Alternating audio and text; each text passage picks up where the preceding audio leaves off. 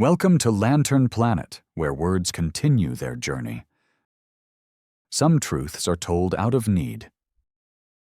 The Lie, by Holloway Horn, from the Blue Magazine and Harper's Bazaar. The hours had passed with the miraculous rapidity which tinctures time when one is on the river, and now overhead the moon was a gorgeous yellow lantern in a grayish-purple sky. The punt was moored at the lower end of Glover's Island on the Middlesex side, and rose and fell gently on the ebbing tide.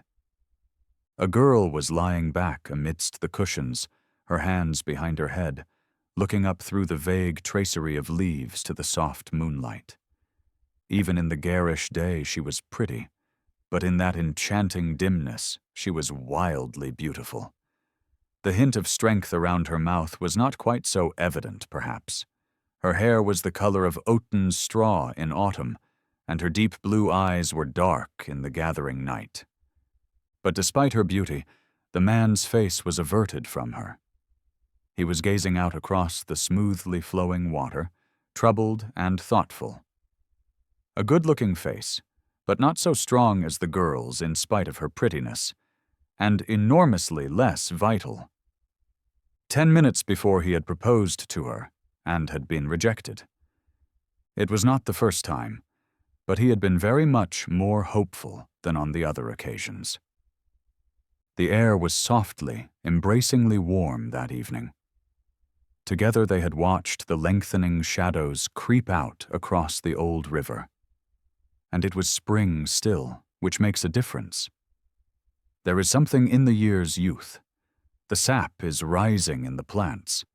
Something there is, anyway, beyond the sentimentality of the poets. And overhead was the great yellow lantern gleaming at them through the branches with ironic approval.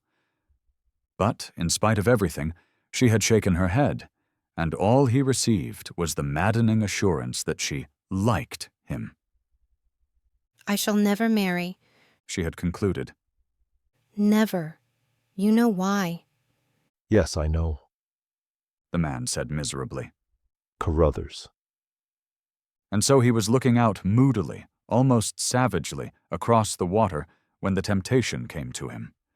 He would not have minded quite so much if Carruthers had been alive, but he was dead, and slept in the now silent salient, where a little cross marked his bed. Alive, one could have striven against him, striven desperately, although Carruthers had always been rather a proposition. But now it seemed hopeless. A man cannot strive with a memory. It was not fair, so the man's thoughts were running. He had shared Carruthers' risks, although he had come back. This persistent and exclusive devotion to a man who would never return to her was morbid. Suddenly, his mind was made up. "Olive," he said. "Yes." She replied quietly. "What I am going to tell you, I do for both our sakes. You will probably think I'm a cad, but I'm taking the risk." He was sitting up but did not meet her eyes. "What on earth are you talking about?" she demanded. "You know that, apart from you, Carruthers and I were pals." "Yes." she said, wondering. And suddenly she burst out petulantly. "What is it you want to say?" "He was no better than other men." he replied bluntly. "It is wrong that you should sacrifice your life to a memory, wrong that you should worship an idol with feet of clay." "I loathe parables." she said coldly. "Will you tell me exactly what you mean about feet of clay?" The note in her voice was not lost on the man by her side. "I don't like telling you. Under other conditions I wouldn't. But I do it for both our sakes." "Then, for goodness sake, do it." "I came across it accidentally at the Gordon Hotel at Brighton. He stayed there, whilst he was engaged to you, with a lady whom he described as Mrs. Carruthers. It was on his last leave." "Why do you tell me this?" she asked after a silence. Her voice was low and a little husky. "Surely, my dear, you must see. He was no better than other men. The ideal you have conjured up is no ideal. He was a brave soldier, a darned brave soldier, and until we both fell in love with you, my pal, but it is not fair that his memory should absorb you. It's unnatural. I suppose you think I should be indignant? There was no emotion of any kind in her voice. I simply want you to see that your idol has feet of clay, he said, with the stubbornness of a man who feels he is losing. What has that to do with it?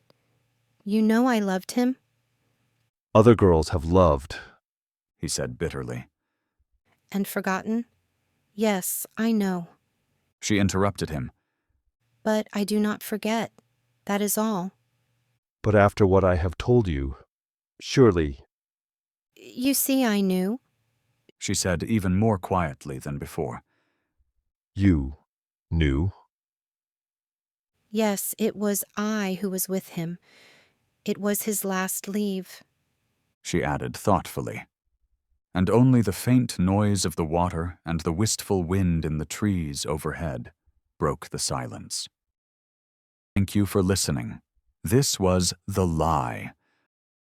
A fact can be accurate, yet not truthful.